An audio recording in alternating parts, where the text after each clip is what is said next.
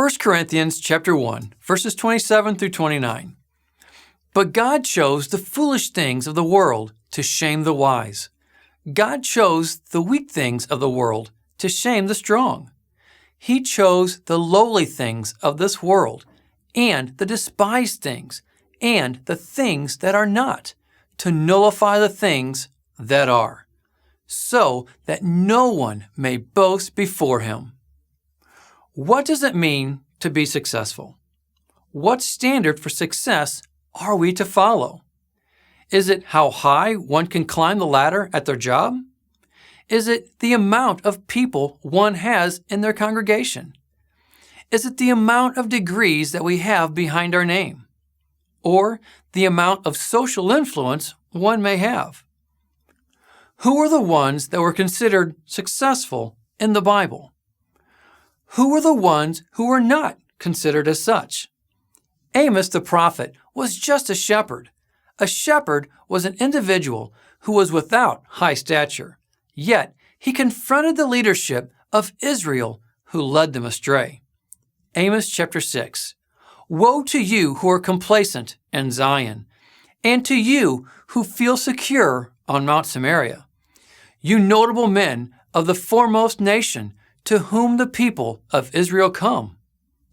Yahweh is very much into using nobodies against the somebodies. Think about it. The disciples were uneducated men, yet they stood up and opposed the Pharisees. The scholars of the day, the guys who went to seminary and got a degree, if you will. Acts chapter 4. When they saw the courage of Peter and John and realized that they were unschooled, ordinary men, they were astonished, and they took note that these men had been with Jesus. It was the unschooled disciples who led the church, while the schooled Pharisees, the professionals of the day, led God's people astray in their own righteousness that was passed down by tradition. Trained professionals. I've heard of many pastors scoffing at students of the Word when they differ with them. They normally respond with something like, "You haven't even gone to school. How can you know anything deep about the Scriptures?" Oh, they may not say those exact words, but for many, they may as well. Their attitude, though polite as they may try, is condescending with what seems to be an intent of elevating themselves, simply because they have a degree or diploma from a college or seminary, to which I politely respond with 2 Corinthians chapter 3, verse 1. Are we beginning to commend ourselves again? Or do we need, like some people, letters of recommendation to you or from you? History has shown that it was the trained professionals who rejected Yahweh's word from the prophets. It was the trained professionals who rejected Yahweh's word from the Messiah. And it was the trained professionals who rejected Yahweh's word from the disciples. Is it any wonder that the trained professionals of the modern day rejects Yahweh's word from the everyday layman? As I've once heard said, you don't have to be a professional to be a success. Amateurs started Apple and Google. Professionals built the Titanic.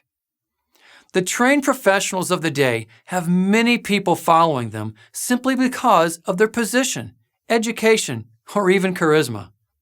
It is truly our prayer that the trained professionals of the day come to truly see the whole Word of Yahweh as it truly is, eternal.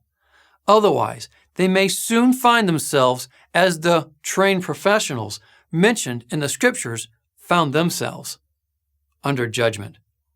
Just a thought.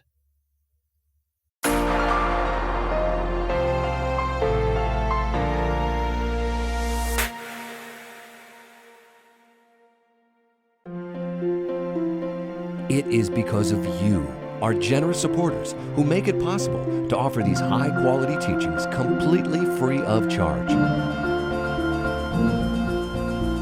If you feel led to support 119 Ministries so that we can continue this effort, please visit testeverything.net and click on the Support 119 tab. Learn how you can partner with us to take the whole Word of God to the nations.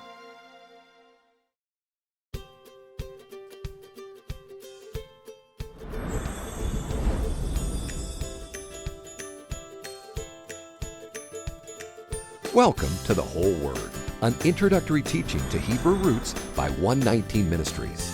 If you are watching this, we expect that you recently discovered that the whole Word of God is still true and applicable to all in the faith.